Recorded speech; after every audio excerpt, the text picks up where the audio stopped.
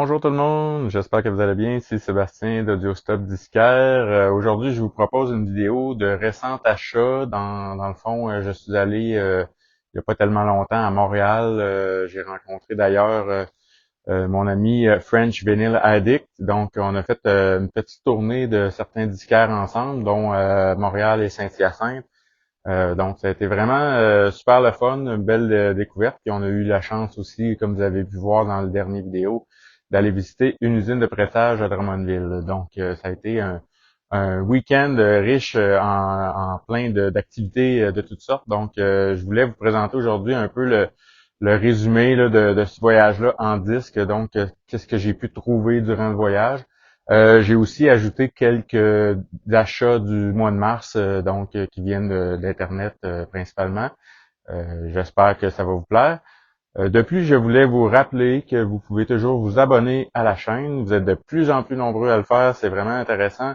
Merci beaucoup de nous suivre en si grand nombre. On va essayer de continuer à faire des vidéos les plus intéressants les uns que les autres.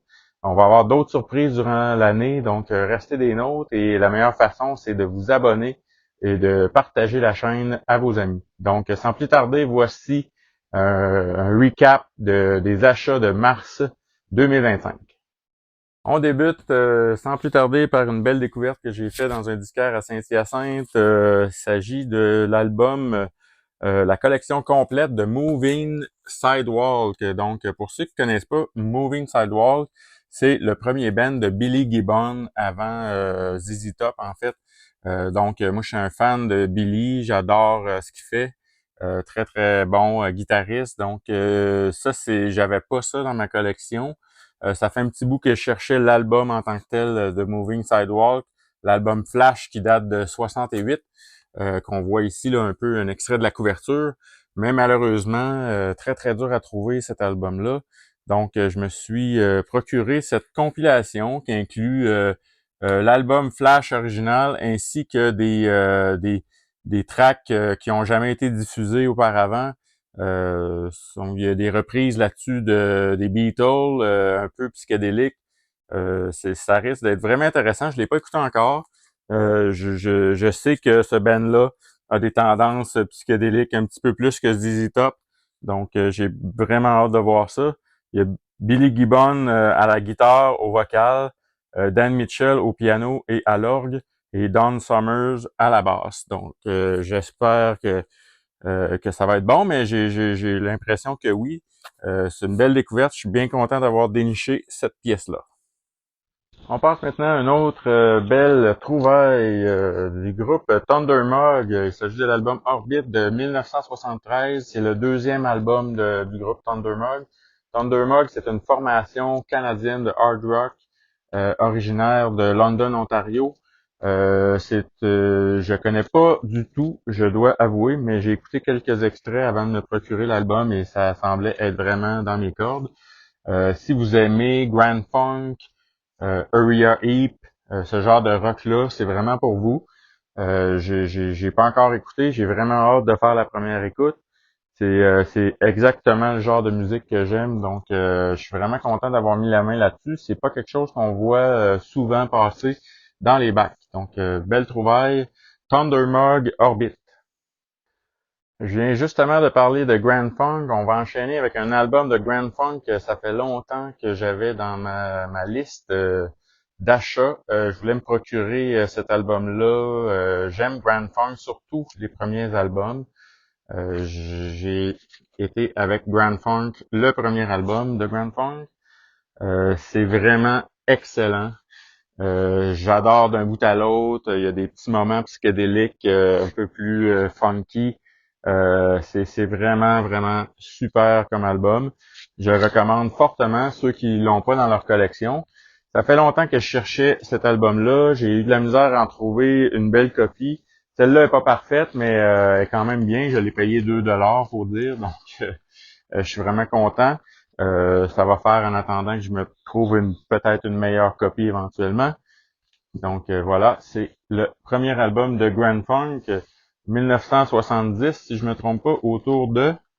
Donc je vous recommande fortement si vous aimez le hard rock, mais avec un petit côté un peu plus funky, psychédélique. C'est l'album à vous procurer. Cet album-là, c'est vraiment du solide. J'enchaîne maintenant avec un bijou du hard rock psychédélique des années 60, 1969, date de sortie plus précisément. Ça a pris quelques temps avant que je mette la main là-dessus parce que c'est un album quand même assez rare. Il y a quelques rééditions, mais j'ai quand même essayé d'aller plus proche possible de l'original. Ça me tentait dans ce cas-ci d'avoir une copie presque originale. J'ai réussi à mettre la main sur cette copie promo-là. Donc, c'est l'album Sea Shanty de High Tide 1969. Je vais vous montrer un petit peu là, le artwork. Donc, on a ça ici. À l'intérieur, il y a un beau gatefold comme ça ici. Et voilà. Donc, cette copie-là est pas parfaite. Là, surtout le cover, il est un petit peu plus magané. Mais le disque semble très bien. C'est un 1969, pas trop graffiné. Donc, je suis vraiment content d'avoir mis la main là-dessus. Ça semble être vraiment une copie promo. Donc, j'ai vraiment hâte d'écouter ça. J'ai pas écouté encore. Manque de temps un petit peu, mais ça s'en vient. Ça risque d'être fort intéressant. Il y a du violon sur cet album-là. Apparemment que la voix du chanteur est vraiment particulière. C'est un album que j'ai parlé avec mon ami Philippe Fréchette sur la chaîne dernièrement. J'ai vraiment, vraiment hâte d'écouter ça. Ça semble vraiment être le genre d'album que j'aime. On le décrit comme étant un mélange du rock pesant de Blue Cheer, pour ceux qui connaissent, et la complexité de King Crimson pour le côté progressif. Donc, j'ai vraiment, vraiment hâte de voir le mélange de tout ça. C'est à suivre. Ça fera probablement l'objet d'une critique plus élaborée de ma part dans une éventuelle vidéo. Autre belle trouvaille, c'est l'album Chapter 7 de Buddy Miles Band. Donc Buddy Miles Band que j'avais découvert récemment avec un autre album dont j'ai parlé dans une autre vidéo. Quand j'ai vu ça, j'ai dit bon, pourquoi pas l'occasion d'agrandir ma collection de Buddy Miles. Vraiment, j'ai préféré cet album-là à l'autre, je vous dirais, par son côté plus funk. J'ai vraiment adoré. C'était vraiment un pont entre la musique des années 60, fin 60, le hard rock, et la musique un peu plus funky des années 70. C'est superbe, très très bon album. Beaucoup d'instruments sur cet album-là. L'instrumentation est vraiment élaborée. Euh, on n'a pas des noms très très connus, je vous dirais, là, à part Buddy Miles qui a joué dans le band de Jimi Hendrix sur l'album Band of Gypsy. Mais il y a quelques special guests aussi. Il y a beaucoup, beaucoup d'instruments. On trouve du conga, de l'orgue, du piano, du bongo, de la flûte, trompette, saxophone. Donc, c'est vraiment, il a vraiment été chercher le côté là, jazz fusion, funk qu'on retrouve dans les années 70. Excellent album de Buddy Miles Band. Je vous recommande fortement cette découverte. Autre belle trouvaille de ce mois-ci, écoutez, je vous avais déjà parlé d'un album de ce groupe-là, un album de Terry Brooks. J'ai vraiment tombé sur le charme de Terry Brooks. C'est quelque chose de vraiment spécial comme son.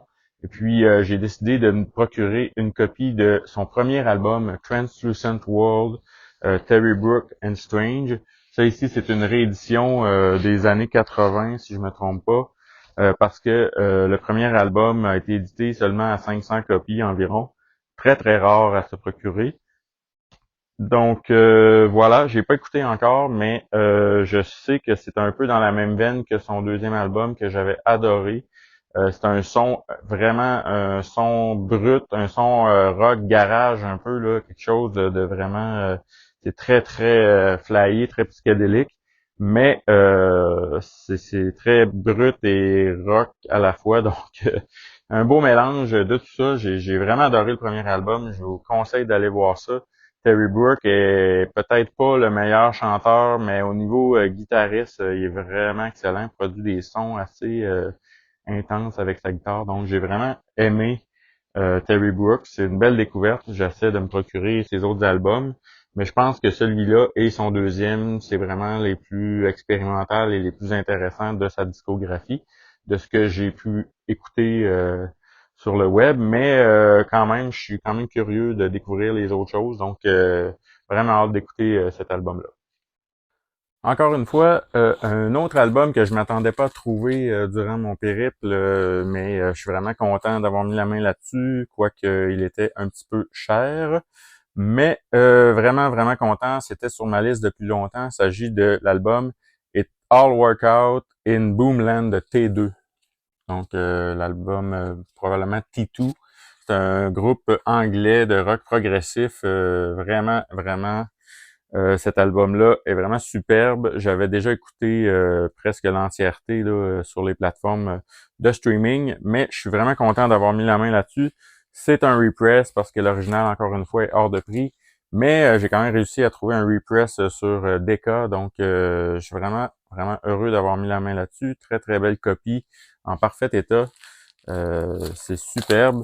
Pour ceux qui connaissent pas ce band-là, c'est un peu méconnu, mais ça mérite vraiment là, de sortir de l'ombre.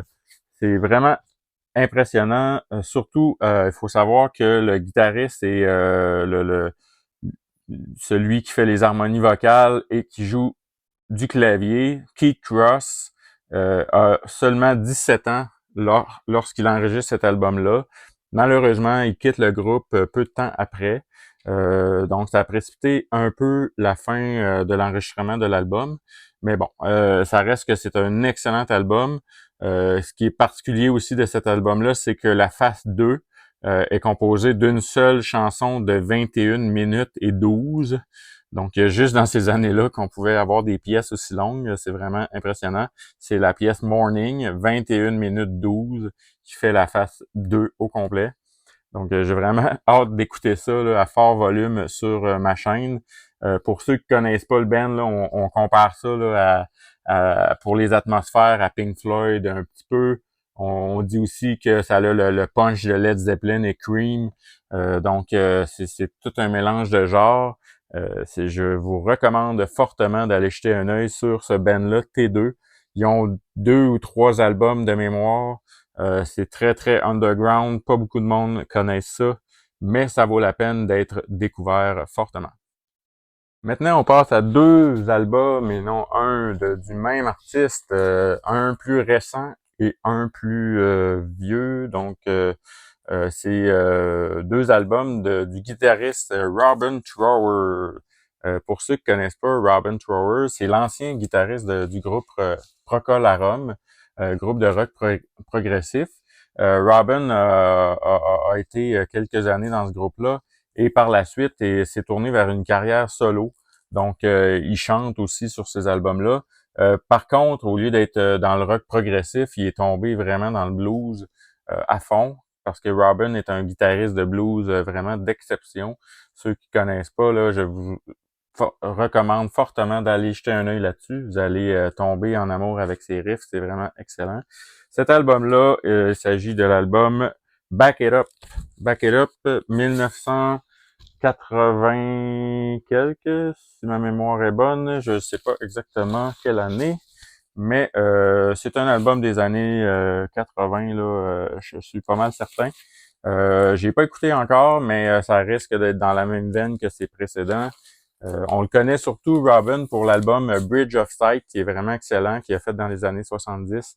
J'en ai d'ailleurs parlé sur une vidéo sur la chaîne, je crois. Excellent album de blues,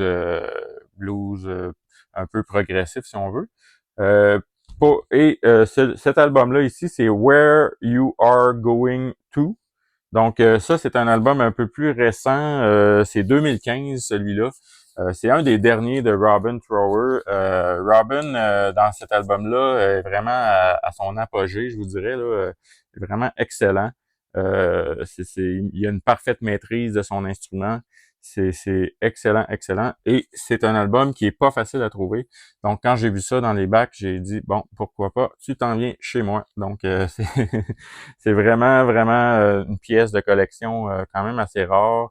ses derniers albums sont plutôt à faible tirage et très, très durs à trouver. Donc, je suis vraiment content d'avoir mis la main là-dessus. J'avais déjà presque tous les albums de Robin Trower. Il m'en manque quelques-uns, mais celui-là était une belle pièce à ajouter dans ma collection. Autre album dont j'ai été vraiment surpris de voir dans les bacs, c'est un album plutôt plutôt méconnu de cet artiste-là, qui est vraiment une légende pour moi. Il s'agit de Step Back de Johnny Winter. C'est son dernier album avant son décès. C'est un album qui a plusieurs chansons. C'est pas mal toutes des reprises, je vous dirais. Mais avec des artistes que lui aime et c'est des belles collaborations en fait. On retrouve sur cet album-là Ben Harper, Eric Clapton, Brian Setzer, Billy Gibbon, Joe Bonamassa, Leslie West, Joe Perry, Dr. John entre autres. Donc c'est juste pour vous donner un peu un aperçu. C'est du blues à l'état pur avec la guitare de Johnny Winter comme on la connaît. J'ai pas écouté encore l'album. Je sais que je l'ai déjà écouté sur le streaming il y a longtemps, mais ça fait longtemps que je voulais l'avoir en vinyle. J'ai très hâte de l'écouter. Et c'est de plus une belle surprise. C'est un beau vinyle splatter clair et crème rouge. Donc je trouve très beau. En fait, Johnny Winter, c'est un artiste que je collectionne depuis longtemps. Je trouve qu'il est un petit peu sous-estimé, si on veut. Ses albums sont généralement très peu chers, mais pourtant c'est vraiment un album. C'est vraiment un artiste d'exception. C'est un pionnier du blues rock. Je vous recommande fortement d'aller voir tous les albums de Johnny Winter si vous aimez le blues rock. C'est vraiment les fondations du blues rock, du Texas style comme on le connaît. Et cet album-là, j'ai l'impression que ça va être une belle finale, une belle boucle sur toute sa carrière. J'ai vraiment hâte d'écouter ça. Johnny Winter, Step Back. On reste encore dans le blues cette fois-ci. Encore une fois, une découverte. Je m'attendais pas à tomber là-dessus dans les bacs. Mais c'est un album majeur quand même dans la discographie de cet artiste-là. C'est un album de Freddie King, Getting Ready, dans un état, ma foi, impeccable, belle couverture. Le disque est presque parfait. Je suis vraiment, vraiment content d'avoir mis la main là-dessus. C'est un original sur le label Shelter Record, label de Leon Russell en passant. Et en plus, cet album-là a été produit par Leon Russell lui-même et on le sent dans l'album. Vraiment un bel album de blues, mais avec une grande touche de funk, vraiment il y a plein d'instruments sur cet album-là, encore une fois. Leon Russell joue du piano, de la guitare sur l'album. Il y a deux drummers. C'est vraiment, vraiment un superbe album de blues. Ça a été un peu un revival pour la carrière de Freddie King. C'est un album qui est sorti en 1971. Freddie King qui a vraiment influencé les plus grands du blues rock, comme Stevie Ray Vaughan, entre autres, et bien d'autres. C'est une légende. Je suis vraiment, vraiment content d'avoir mis la main sur cet album-là. Légende du blues, j'adore le blues, donc parfait pour moi. Freddie King, Getting Ready. Autre découverte pour moi, un groupe que je ne connais pas aucunement, mais quand j'ai vu la pochette, ça m'a un peu inspiré. Je me suis dit, c'est sûr que ça peut pas être mauvais cet album-là. Donc, c'est un album qui s'appelle Rastus. C'est un groupe qui est composé de 9 musiciens, dont une section complète de cuivre. C'est un groupe de jazz rock qui est un peu méconnu, mais recherché des amateurs de jazz rock apparemment. On parle là d'influence un peu ceux qui aiment, mettons, Frank Zappa dans sa période Hot Rat. Aussi, on parle aussi de Blood, Sweat and Tears. Donc, c'est vraiment jazz rock. Cet album-là, c'est un live, si je me trompe pas. Il y a aussi un gars qu'on appelle en fait, c'est des reprises là, pour la plupart. Là, je vois ici là, des reprises de Buddy Mile, Brian Auger, Mike Bloomfield. Il y a plein de bons trucs là-dessus. J'ai vraiment hâte d'écouter ça. C'est un album double, comme on peut voir ici. Je m'attends à quelque chose de très funky, jazz rock, avec plein d'improvisation. Donc, j'ai vraiment hâte d'écouter ça. Je vous en dirai plus dans des prochaines capsules probablement. Pour conclure, je vais parler de cette dernière découverte-là. J'ai pas écouté encore une fois, mais ça promet. Il s'agit encore d'un trésor caché du rock canadien des années 70, 1972, A Foot in Cold Water, premier album du band. Ce band-là a sorti 2 autres albums par la suite, mais apparemment que celui-là est leur meilleur, donc j'ai vraiment hâte d'écouter. On voit ici là, un beau gatefold qui s'ouvre comme ça. De ce qu'on dit, c'est un album de hard rock, un peu à tendance progressive. Donc, de ce que j'ai comme indication ici, ça me dit que c'est fait pour les amateurs de bands comme Uri Ari, Deep Purple, Led Zeppelin, Rare Bird, donc en plein dans ma palette. J'ai vraiment hâte d'écouter ça. C'est ça, encore une fois, un beau trésor. Dès que j'ai vu la pochette, je me suis dit, c'est quelque chose qui me parle. Donc voilà, j'ai vraiment hâte d'écouter ça. Sûrement que ça va faire l'objet d'une prochaine capsule aussi. Donc, je vous disais que c'était le dernier. En fait, j'ai d'autres achats que j'ai fait, mais je pense que je vais les passer en rafale parce qu'ils sont moins importants peut-être que ceux que je viens de nommer là. J'ai fait d'autres trouvailles durant ce périple, mais je vais vous les montrer en rafale là, pour aller un peu plus rondement. Donc, on parle de Brian Johnson et Gordy. Donc, Gordy qui est le premier groupe de Brian Johnson avant AC/DC. J'ai acheté cet album-là parce que je voulais voir un peu son thème de voix avant celui de AC/DC. Donc, j'ai acheté un peu par curiosité. Voilà, celui-là. Par la suite, j'ai aussi trouvé cet album-là de Santo et Johnny, volume 1. Donc, Santo et Johnny, que j'ai découvert il y a quelques temps. J'aime beaucoup. C'est un peu kitsch, mais c'est vraiment un album. En fait, c'est une compilation là, de leurs quelques reprises là, qu'ils ont fait. Donc, j'aime ce band-là pour la slide guitar, donc le son très très planant. Donc, c'est pas c'est pas un grand album, mais pour 2-3 dollars, c'est quand même intéressant. Par la suite, album de Kenny Burrell, For Duke, donc album de Kenny Burrell qui reprend un peu des grands succès de Duke Ellington. On retrouve sur cet album-là des noms comme Nat Adderley, Joe Anderson, Jimmy Jones, Philly Jones, Tad Jones entre autres. Donc Jimmy Smith aussi. C'est un album intéressant, mais c'est pas le meilleur de Kenny.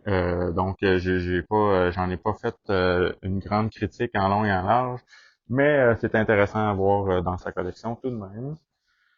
Par la suite, 2 albums de B.B. King, je suis tombé là-dessus. Donc, celui-là ici qui est Love Me Tender. C'est des chansons, des reprises là, de chansons d'amour, entre autres, que B.B. King fait. C'est pas excellent, mais écoutez, je suis un amateur de B.B. King, donc j'avais pas cet album-là. J'ai aimé, il y a quelques reprises intéressantes, là, dont une reprise de Love Me Tender de Elvis Presley. Mais c'est pas son meilleur album, à mon avis, donc je vais passer rapidement. Et l'autre album, c'est Lucille Talkback. Encore une fois, un album quand même bien, mais c'est pas dans ses plus intéressants. Il y a par contre un très très beau son de sa guitare, là, la fameuse Lucille.